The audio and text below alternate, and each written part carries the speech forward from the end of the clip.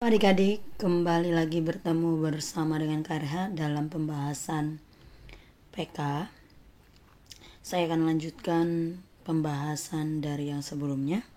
Kita lanjut dari nomor 11. Jika alfa dan beta memenuhi persamaan x kuadrat ditambah x tambah 2 sama dengan 0, maka berapakah nilai dari alfa kuadrat ditambah dengan beta kuadrat? Oke. Di sini saya akan sedikit memberikan teori tentang persamaan kuadrat. Jadi bentuk umum daripada persamaan kuadrat adalah ax kuadrat ditambah dengan bx tambah c sama dengan 0. Nah, secara umum akar-akarnya ini ada 2. Kita sebut x1 dan x2. Nah, berarti dari persamaan kuadrat ini berlaku bahwa x1 ditambah x2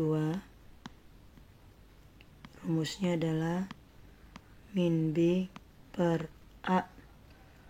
Sementara x1 kali x2 adalah c per a. Nah, lalu dia tanya berapakah nilai a kuadrat ditambah b kuadrat. Kalau kita perhatikan, a kuadrat tambah b kuadrat adalah di luar daripada rumus dasarnya. Sehingga kita harus mengubah bentuk alfa kuadrat plus beta kuadrat. Ini sama aja dengan alfa ditambah beta kuadrat min 2 kali alfa kali beta.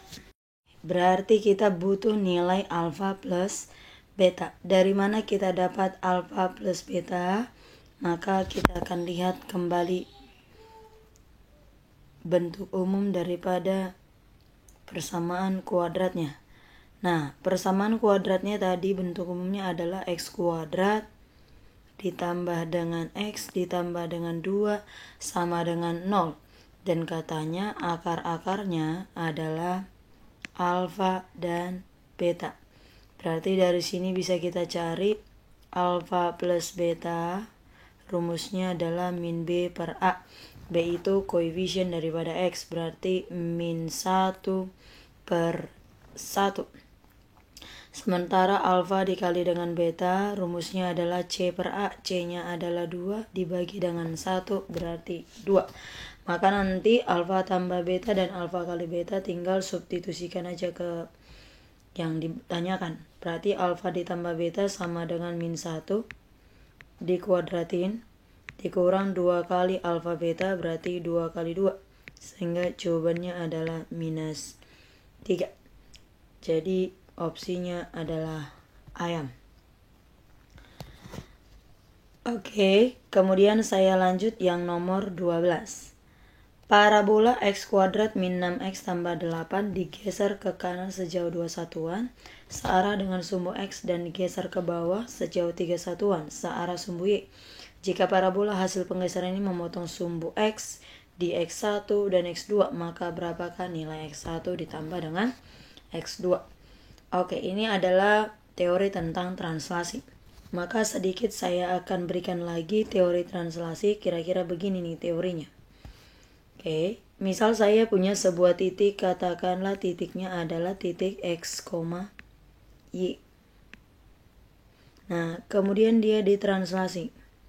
Ya, ditranslasi sejauh a, b. Nah, maka akan diperoleh yang namanya nanti bayangannya. Bayangannya ini saya sebut x aksen, y aksen. Oke. Namanya translasi itu adalah pergeseran. Kalau tidak bergeser kiri ke kiri dan kanan, bergesernya atas bawah. Oke. Berarti nanti saya buat dari persamaan ini kita akan peroleh x aksen, y aksen ini sama aja dengan x ditambah a jikalau bergeser ke kanan kemudian dikurangi dengan A jika bergesernya ke kiri. Gitu ya. Kemudian Y aksennya itu sama dengan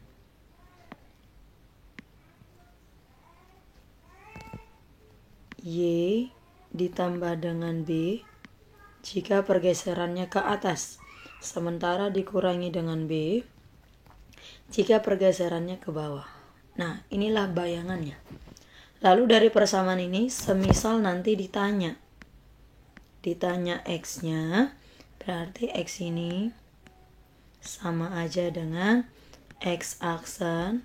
Jika awalnya ditambah, berarti sekarang jadi dikurang, gitu ya. Dikurang dengan A. Jika awalnya tadi dikurang, maka dia akan berubah menjadi plus. Oke. Kemudian kalau misalnya ditanya Y, yaitu menjadi Y aksen, mulanya dia ditambah, berarti sekarang jadi dikurang. Mulanya dia dikurang, berarti jadi ditambah. Gitu ya. Nah, inilah yang akan kita peroleh. Oke. Nah, jadi kita lihat. Katanya kan parabola awalnya ini persamaannya ya. Nah, ini persamaannya. Kemudian digeser ke kanan sejauh 2 satuan. Berarti kita anggap mula-mula yang digesernya itu adalah X-nya ya. Nah, berarti nanti kita akan peroleh bayangannya. Ya, X aksen, Y aksen. Ya, X aksen, Y aksen itu sama dengan digeser ke kanan, berarti yang bergeser X-nya berarti bergeser sejauh 2 satuan. Kemudian digeser ke bawah 3 satuan, berarti yang bergeser Y-nya, karena ke bawah berarti minus 3. Nah, maka nanti dari sini kita akan peroleh X-nya. X itu sama dengan X aksen min 2. Kemudian Y-nya sama dengan Y aksen plus 3. Nah, XY inilah yang akan kita substitusi ke parabola yang tadi ke sini. Ya. Nah, sehingga nanti akan kita peroleh yang namanya bayangan. Sekarang kita cari yuk bayangannya. Di bayangan sama dengan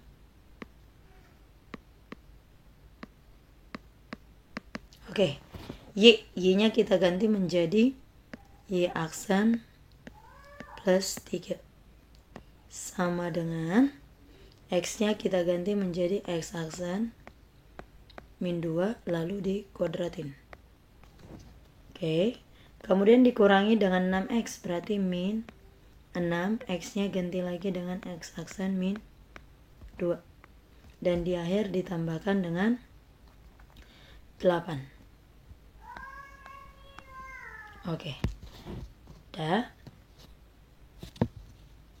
Nah, sekarang ini tinggal kita rapihin. Berarti karena ini sudah bayangan, boleh aksennya kita hilangkan. Sehingga Y sama dengan X kuadrat minus 4X plus 4. Kemudian minus 6X ditambah 12 ditambah dengan 8. Nah, 3 yang di sebelah kiri saya pindah ke kanan jadi minus 3. Nah, atau dari sini Y-nya sama dengan X kuadrat jadi min 10X, kemudian 4 ditambah 12 tambah 8 dikurangi dengan 3 itu menjadi 21. Nah, gitu ya. Lalu katanya jika hasil dari pergeseran, nah ini jika hasil pergeseran memotong sumbu X. Kalau dikatakan dia memotong sumbu X, kalau dikatakan dia memotong sumbu X, artinya Y-nya sama dengan 0.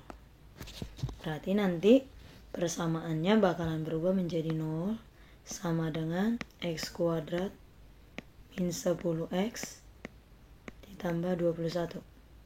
Jadi terbentuklah sebuah persamaan kuadrat yang kita anggap akar-akarnya adalah X1 dan X2. Nah, pertanyaannya berapakah nilai X1 tambah X2? Tinggal kita terapkan rumus dari awal yang saya beri. X1 tambah X2 rumusnya adalah min B per A. B B-nya min 10, berarti min 10 jadinya 10 dibagi dengan 1. Sehingga jawabannya adalah dodol. Oke.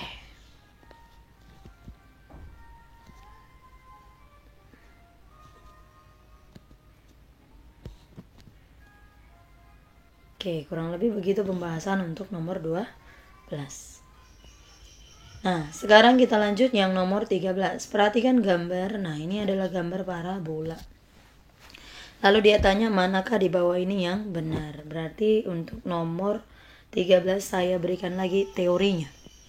Jadi misal di sini kita punya fungsi parabola.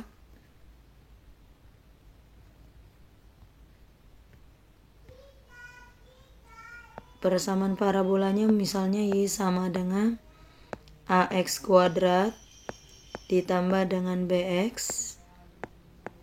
kemudian ditambah dengan C. Nah, ABC ini masing-masing punya kegunaan ya. Yang pertama kita akan bahas dulu A-nya. A ini gunanya untuk apa sih? Nah, A ini kegunaannya untuk melihat keterbukaan parabola.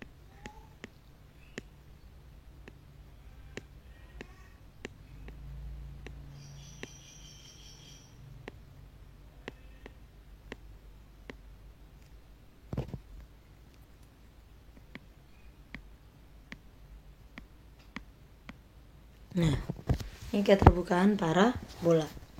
Jadi, kalau parabolanya terbuka ke atas, berarti nilai A-nya lebih dari 0.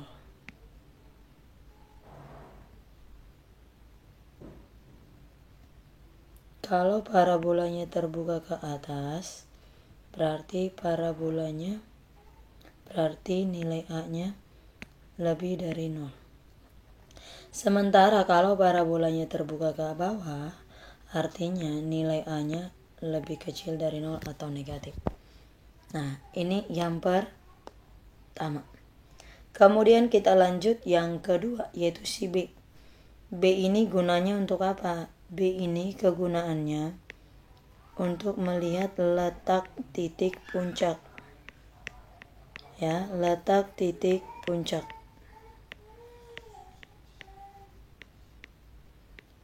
Jadi nanti posisi puncak ini ada 3. Ya. Letak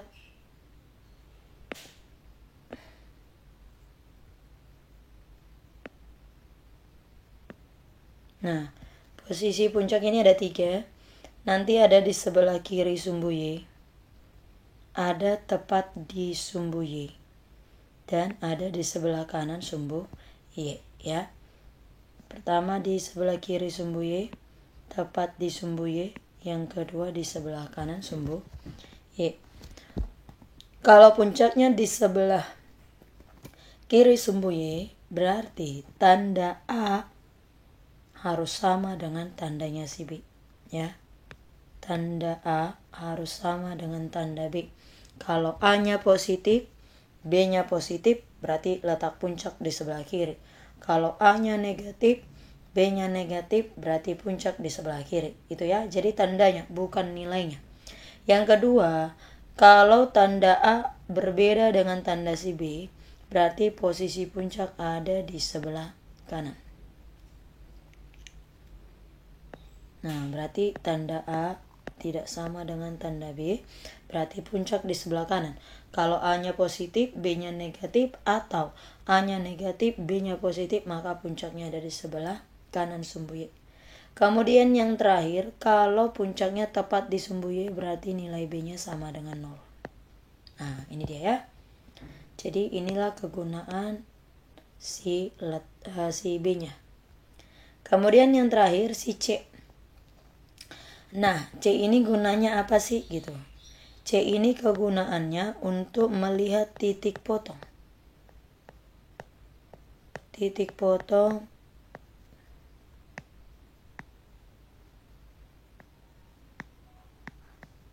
terhadap sumbu Y.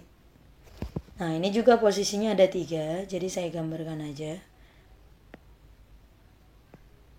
Nah, yang pertama, kalau parabolanya memotong sumbu Y positif. Yang kedua, memotong 0,0.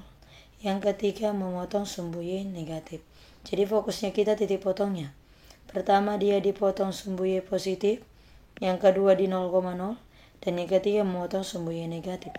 Kalau memotong di sumbu Y positif, itu artinya nilai C-nya lebih dari 0. Kalau memotong di 0,0, berarti nilai C-nya sama dengan 0. Tapi kalau memotong di sumbu Y negatif, artinya C-nya kecil daripada 0. Nah, kira-kira begini teorinya untuk menjawab nomor 13. Sekarang kita lihat, manakah di bawah ini yang benar untuk menjawab nomor 13. Fungsi parabolanya adalah, fungsi parabolanya adalah Y sama dengan PX kuadrat tambah QX, kemudian ditambah dengan R. Satu-satu kita akan tinjau. Yang pertama, koefisien X kuadratnya yaitu si P. Nah, koefisien X kuadrat itu menyatakan keterbukaan parabola. Kalau kita lihat gambar parabolanya terbuka ke atas, berarti artinya koefisien X kuadratnya harus positif. Siapa koefisien X kuadrat? Si P. Berarti yang pertama P-nya harus lebih dari 0. Kemudian yang kedua, kita lihat posisi puncak. Posisi puncak itu ada di sebelah kanan daripada sumbu Y. Kalau di sebelah kanan sumbu Y berarti tanda A dan B tidak sama. Siapa tadi A? Koefisien X kuadrat. Siapa B? Koefisien daripada X. Berarti tandanya P dengan Q harus berbeda. Karena P-nya tadi sudah positif, berarti Q-nya harus negatif. Kemudian yang ketiga, R. R itu gunanya untuk apa? R itu menyatakan titik potong terhadap sumbu Y. Kalau kita lihat grafiknya, memang grafiknya tidak memotong sumbu Y di bagian mana. Tapi seandainya ini kita perpanjang, seandainya ini kita perpanjang gambarnya, bisa kebayang bahwa grafiknya ini pasti akan memotong di sumbu Y yang positif, gitu ya. Karena memotong sumbu Y positif mengakibatkan nilai R-nya juga positif. Nah, lalu ditanya manakah di bawah ini yang benar? Nah, kalau kita lihat opsinya kan ditambah sama dikurang ya. Nah, ini tinggal kita tambahkan aja.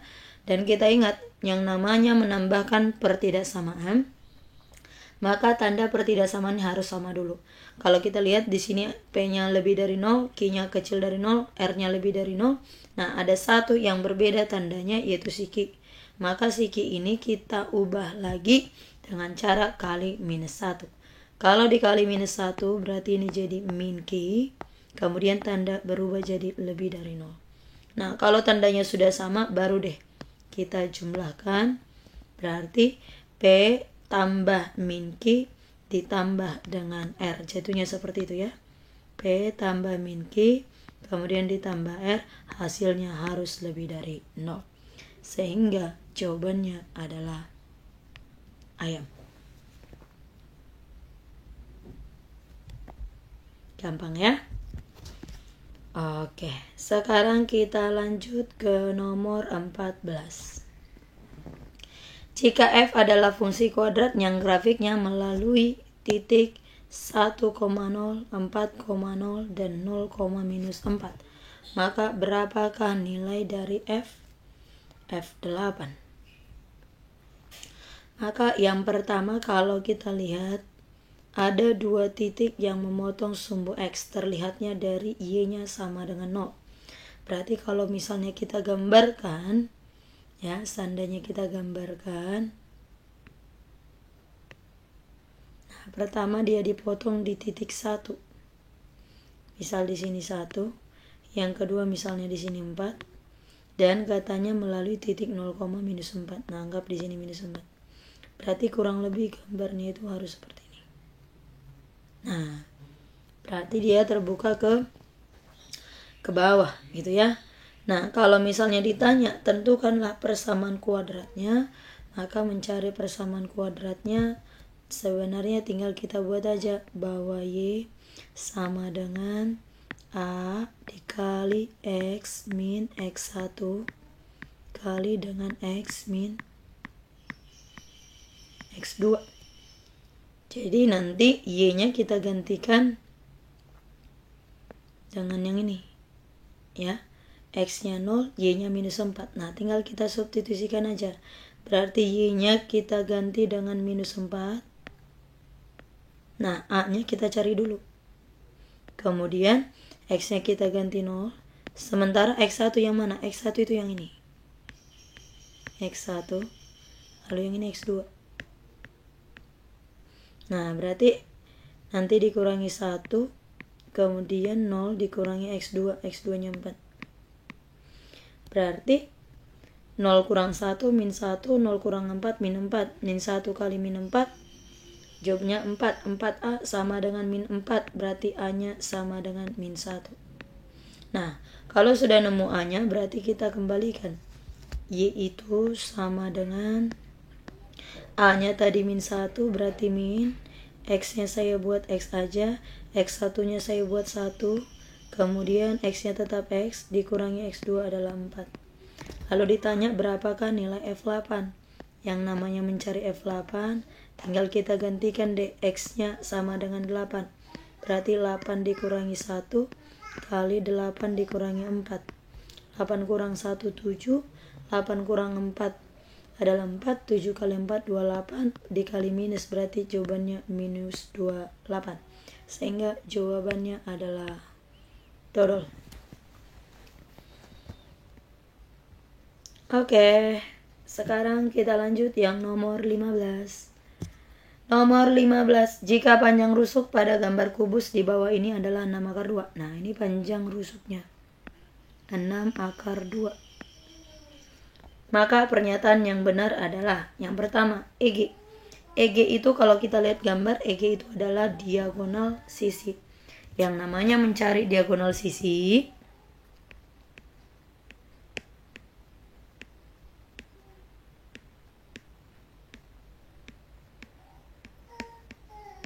nah, diagonal sisi rumusnya adalah rusuk kali akar 2.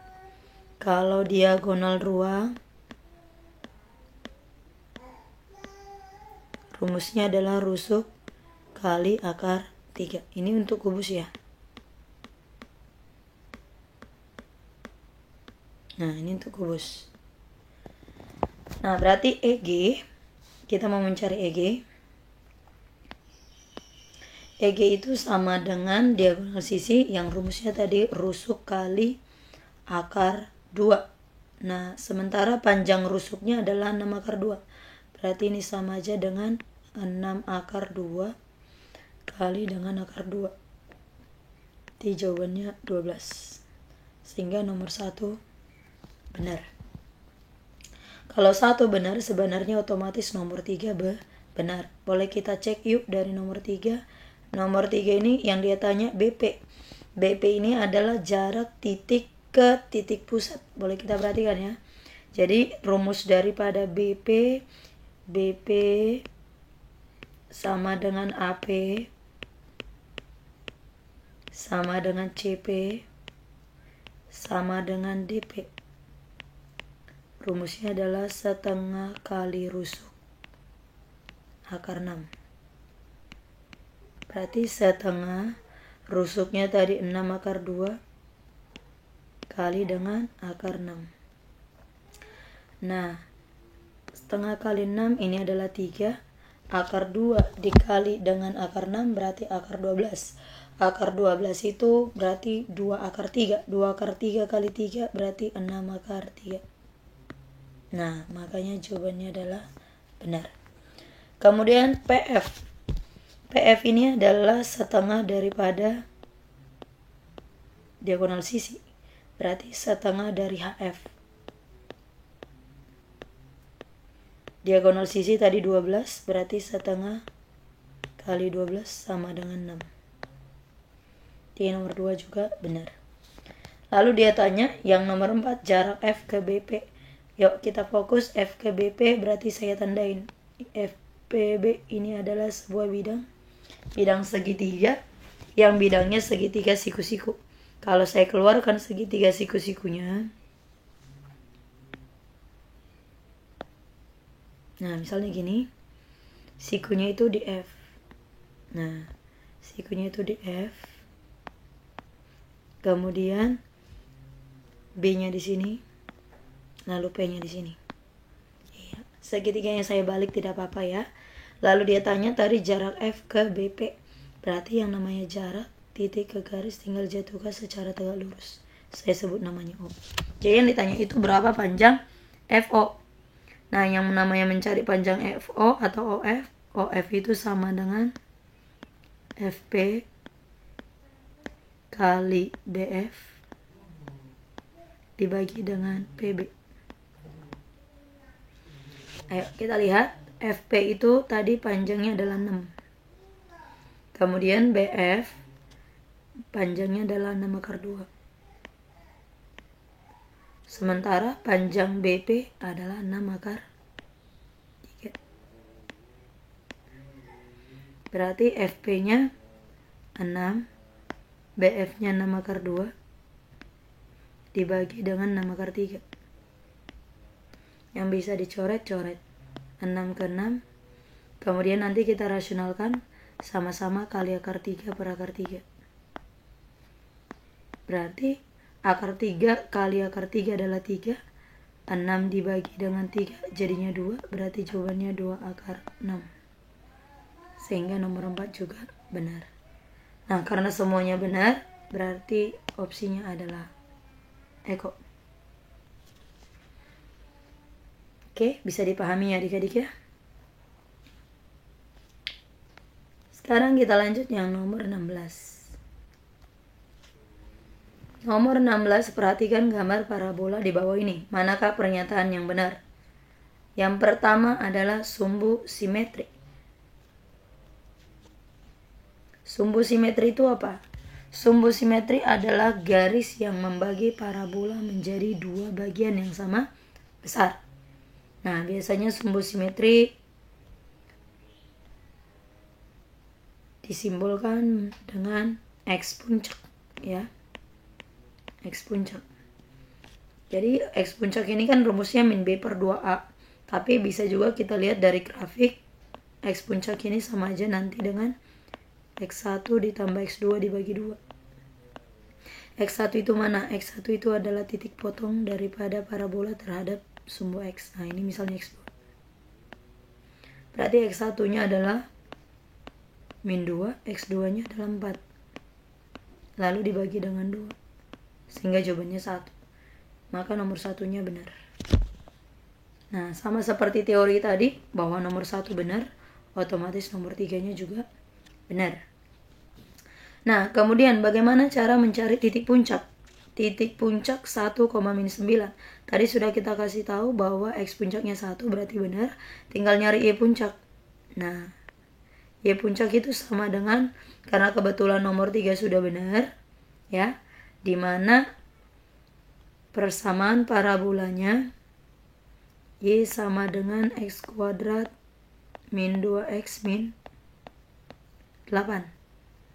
Ya, berarti yang namanya mencari Y puncak tinggal substitusikan aja X puncaknya yaitu 1 ke siapa? Ke persamaan parabolanya. Nah, berarti tinggal kita substitusi sehingga Y puncak sama dengan 1 kuadrat dikurang 2 kali 1 minus 8. Kemudian jawabannya adalah min 9. Sehingga titik puncaknya adalah 1, min 9.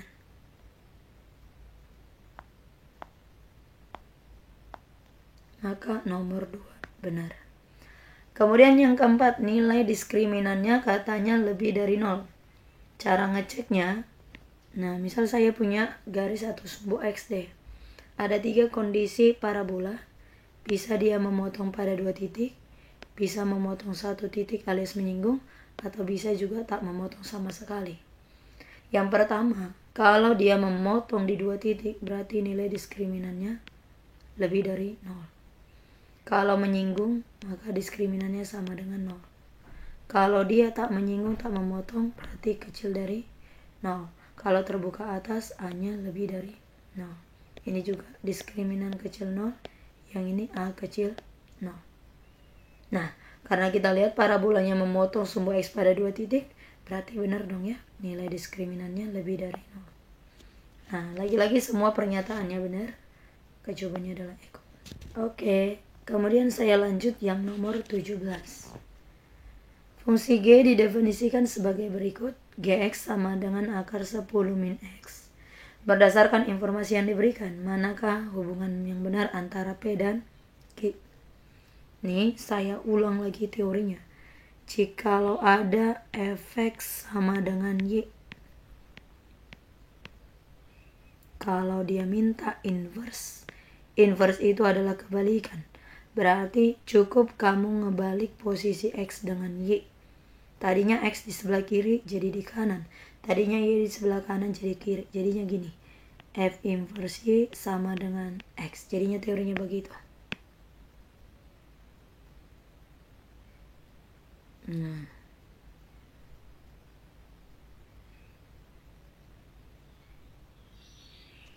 Oke. Nah, lalu kita lihat P-nya. G inverse A. Jadi, yang pertama boleh kita inverskan dulu fungsi mula-mulanya, yaitu ini. Cara menginverskan seperti teori tadi. Tukar posisi. Berarti G inverse di sebelah kiri jadi akar 10 min X sama dengan X. Nah, kemudian kita masuk G inverse A. Berapakah nilai G inverse A gitu ya? Saat A-nya bernilai 1. Berapakah G inverse A saat A-nya 1? Jadi ini cukup kita, ini kan sudah sama-sama G inverse ya, G inverse. Jadi cara gampangnya adalah cukup menyamakan sih sebenarnya. Kita samakan aja akar 10 min X itu sama dengan A. Ya. Yang pertama, kita samakan aja akar 10 min X itu sama dengan A. Jadi tujuan kita nyari X ini, lalu nanti ketemu X-nya tinggal kita substitusikan ke sini. Nah, itulah nilainya, gitu ya. Nah, yang pertama, tadi karena A-nya adalah 1, maka yuk kita bagi 2 ya. Berarti akar 10 min X sama dengan A, A-nya ini bisa 1. Nah, tujuan kita kan nyari X-nya. Cara mencari X-nya adalah kuadratkan kiri kanan. Nah, ini kuadratkan, yang ini kuadratkan. Berarti kalau kita kuadratkan sehingga 10 min X sama dengan 1. Maka dari sini kita akan peroleh nilai X-nya sama dengan 9. Nah, saat X-nya 9, kita bandingkan dengan siki. Berarti kesimpulannya adalah P-nya lebih besar daripada Q. Gitu. Kemudian yang kedua.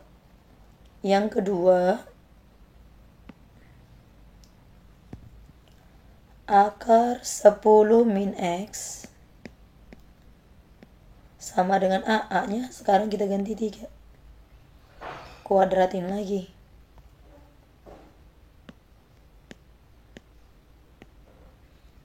Berarti 10 min X 10 min X sama dengan 9. Maka X-nya adalah 1.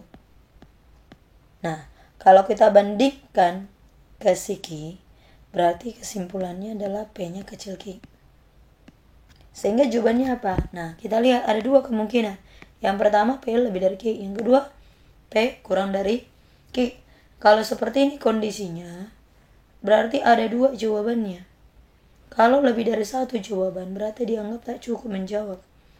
Kalau dianggap tak cukup, berarti informasinya kurang jelas. Sehingga jawabannya adalah dodol. Gitu. Gampang ya? Itu sih untuk nomor 17. Sekarang kita beralih ke nomor 18. Nomor 18, diketahui f akar x adalah x min 2 dan gx-nya 2x tambah 1. Jika f komposisi G1 nilainya sama dengan A, lalu ditanya berapa nilai A-nya. Oke, kita mulai dari ini. Kita mulai dari sini. F komposisi G1 itu artinya, ya, itu artinya sama aja dengan F G1 sama dengan A. Kita cari yuk nilai G1. Dari mana didapat? Dari sini pastinya. Kalau Gx-nya adalah 2x tambah 1, berarti G1 adalah 2 kali 1 tambah 1 sama dengan 3. Berarti G1-nya boleh kita ganti menjadi F3. Nah, jadi begini. F3-nya sama dengan A. Nah, lalu di soal kan diketahui bahwa F akar X sama dengan X min 2. Lalu pertanyaannya A. Konsepnya sama seperti atas. Cari aja nilai X, sehingga nanti kalau udah nemu nilai X, substitusilah ke X min 2. Itulah yang setara dengan nilai si A. Bagaimana cara mencarinya? Tinggal menyamakan 3 dengan akar X. Nah, tinggal gitu ya. Jadi boleh langsung kita buat. Akar X sama dengan 3. Berarti X-nya adalah 9. Dari mana didapat? Kuadratin kiri kanan. Nah, kalau X-nya nemu 9, X9 inilah yang kita substitusikan ke sini. Berarti 9 kurang 2, ini sama dengan 7. 7 inilah yang setara dengan si A. Simpel ya. Jadi nilai A-nya adalah 7. Kalau kita bandingkan, ternyata nilai P-nya lebih kecil daripada nilai si Q. Sehingga jawabannya adalah bebek. Gampang ya. Kemudian nomor 19. Perhatikan grafik di bawah ini. Jika G adalah sebuah garis, apakah G akan memotong fx? Fx itu berarti gambar parabola ya. Gambar yang inilah si fx-nya. Inilah fx-nya, parabola ini. Jadi ada katanya sebuah garis, namanya garis G, yang kita nggak tahu bentuknya seperti apa, di mana posisinya. Nah, pertanyaannya apakah G ini memotong fx? Bantuan yang pertama, katanya G memotong sumbu X positif. Memotong sumbu X positif. Sumbu X positif itu berarti yang di sebelah sini. Kalau dipotonglah yang warna kuning ini, apakah parabolanya juga ikut dipotong? Kita akan cek. Seandainya saya buat garis G itu begini. Nah, ini misalnya garis G. Berarti kalau begini kondisinya, berarti garis G tidak memotong parabola. Berarti saat begini jawabannya tidak memotong parabola. Ya kan? Tapi seandainya saya buat misalnya garisnya begini. Nah, tetap juga memotong sumbu X ya. Apakah parabolanya ini memotong? Apakah garisnya ini memotong parabola? Jawabannya iya. Nah, gak usah kita teruskan. Seperti ini aja kondisinya. Ada 2 kemungkinannya. Bisa iya, bisa tidak. Kalau lebih dari 1 jawabannya berarti dianggap tidak cukup. Berarti nomor 1 ini tidak cukup. Oke. Bagaimana dengan pernyataan 2? Garis G memotong sumbu Y positif. Nih saya gambar ulang ya. Ini saya gambar ulang, misalnya tadi begini. Lalu parabolanya begini. Nah, katanya garis G ini harus memotong sumbu Y positif. Manakah sumbu Y positif?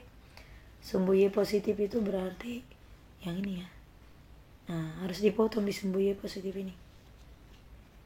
Bagaimana kira-kira kita buat gambar garisnya? Kalau saya buat misalnya Misalnya gini deh, itu kan dipotongnya ya, sumbu Y positifnya terpotong ya. Nah, apakah dia memotong parabola? Jawabannya iya. Oke. Lalu kira-kira gimana lagi kita buat garisnya? Misalnya saya buat garisnya begini. Ini kalau saya panjangkan sumbu Y-nya, dipotong ya. Apakah dia memotong parabola? Memang terlihat tidak. Tapi kalau saya panjangkan parabolanya, ternyata iya juga. Nah, jadi mau model gimana pun kita buat garis G-nya ini, ya, asal dikatakan dia memotong sumbu Y positif, dia akan selalu memotong parabolanya. Karena dia selalu memotong parabolanya, jawabannya itu selalu iya.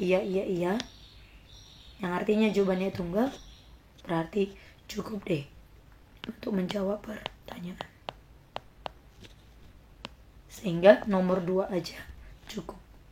Maka opsinya adalah bebek.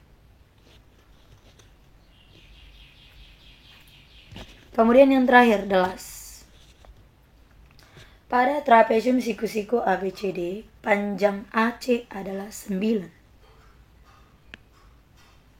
Lalu luas ABC-nya itu 10. Luasnya ini sama dengan 10. Oke. Berapakah panjang CD? Nah, yang ditanya berapakah panjang CD? Dikasih 2 bantuan. Bantuan pertama, jikalau panjang BC-nya sama dengan 7. Nah, panjang BC-nya sama dengan 7. Berarti begini logikanya. Supaya kita nemu panjang CD, berarti tugas kita mencari panjang AD. Kalau panjang AD-nya sudah nemu, berarti panjang CD-nya pasti ketemu menggunakan teorema Pythagoras. Nah, kalau model soal begini nggak perlu sampai detail banget. Yang penting bisa kita mencari panjang AD-nya, udah pasti CD-nya bisa dicari. Dan lagi-lagi jawabannya harus tunggal. Oke, kita mulai dari bantuan pertama bahwa panjang BC-nya sama dengan 7. Kalau kita lihat segitiga ABC ini adalah segitiga sembarang. Yang namanya mencari luas segitiga adalah alas kali tinggi bagi 2. Cuma kalau kita pakai alasnya AC, kita harus cari tinggi lagi. Kalau kita cari alasnya BC, kita harus cari tinggi lagi. Lalu bagaimana kita mencari luasnya? Nah, ini ada sedikit mengingatkan kembali. Kalau misalnya ada sebuah segitiga, contohnya ini A, ini B, yang ini C. Lalu yang ini titik A, yang ini titik B, ini titik C. Jadi mencari luas selain setengah alas kali tinggi, boleh juga rumusnya adalah setengah A kali B kali sinus sudut yang diapitnya. Yang diapit A dan B adalah sudut C, berarti sin C. Atau boleh juga setengah B kali C kali sinus yang diapit B dan C adalah A. Atau boleh juga setengah A kali C kali sinus yang diapit A sama C adalah B. Nah, jadi tadi panjang BC-nya 7, AC-nya 9, luasnya adalah 10. Berarti luas itu sama dengan setengah ya dari AC kali dengan BC kali sin C. Berarti luasnya tadi 10, setengah AC-nya adalah 9, BC-nya adalah 7 kali sin C. Dah. Maka nanti 10 kita kali kedua berarti 20. Maka sin C-nya menjadi 20 per 9 kali 7 atau 63.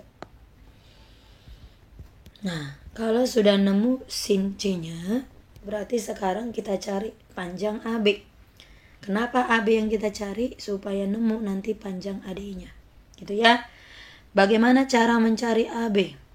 kita gunakanlah yang namanya aturan cos. Ya, kita gunakan aturan cos. Apalagi nih aturan cos? Nih, saya buat lagi. Kalau saya punya sebuah segitiga, ini katakanlah panjangnya A, yang ini B, yang ini C misalnya. Kemudian, misal ini adalah alfa. Berarti nanti berlaku bahwa kosinus alfa sama dengan sisi yang mengapit si alfa dikuadratin. Berarti A kuadrat tambah B kuadrat dikurang nanti yang di hadapan si sudut berarti C. Lalu bagi nanti 2 kali A kali B. Nah, inilah rumus kosinus.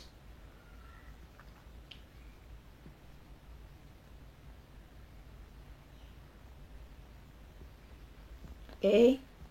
Nah, berarti kalau saya keluarkan dari segitiga ABC itu, nah yang ini A, ini B, lalu yang ini C. Nah, AC-nya 9. Kemudian BC-nya 7. Kemudian sin C 20/63. Nah, ini. Tapi kita butuh cos gitu ya. Maka saya gambar segitiga pengaman, yaitu segitiga siku-siku. Inilah C-nya. Yang namanya sinus berarti depan per miring. Depannya 20, miringnya 63. Berarti sampingnya gimana? Tinggal di Pitagorasin. Berarti akar dari 63 kuadrat kurang 20 kuadrat. Kurang lebih sama dengan 59,7. Atau katakanlah 60 kurang lebih gitu ya. Berarti kita anggap aja ini. Ya. Berarti kita tuliskan cos C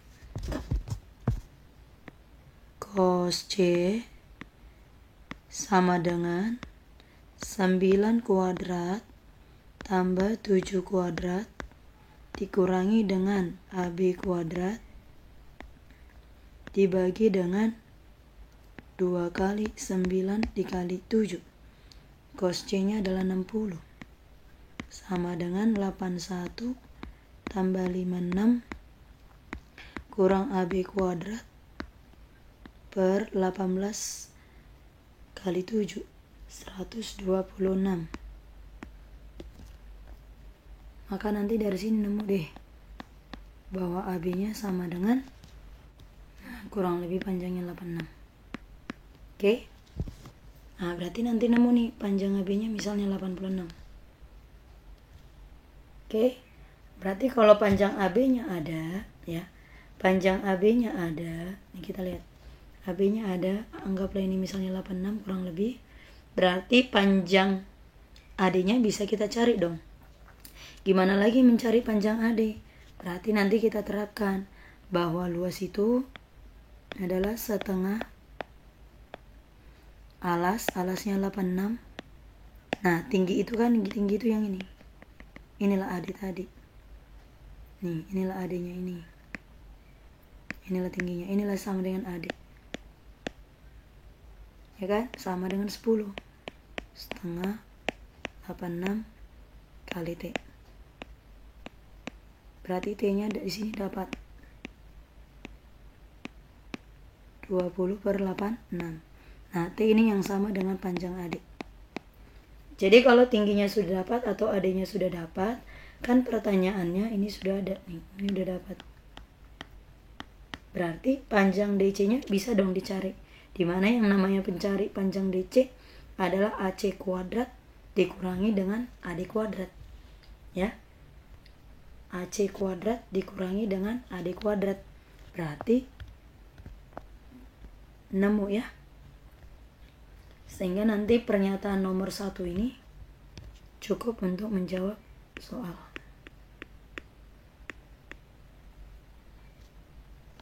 Jadi nggak usah sampai detail, yang penting nemu deh, gitu aja.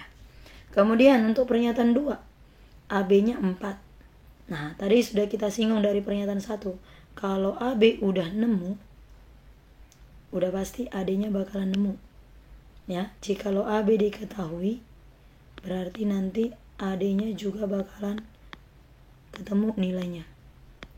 Kalau AD-nya sudah ketemu nilainya, otomatis DC-nya juga bakalan ketemu dengan menerapkan yang namanya Pythagoras.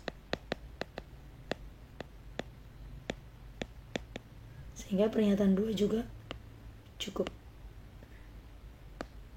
Nah, jadi pernyataan 1 aja cukup untuk menjawab, pernyataan 2 juga cukup untuk menjawab. Sehingga jawabannya adalah dodol. Nah, kurang lebih gitu sih. Jadi kalau misalnya adik-adik masih bingung, boleh deh ditanyakan lebih lanjut lagi ya. Jadi hal-hal seperti ini tolong diingat supaya bisa membantu dalam pengerjaan soal.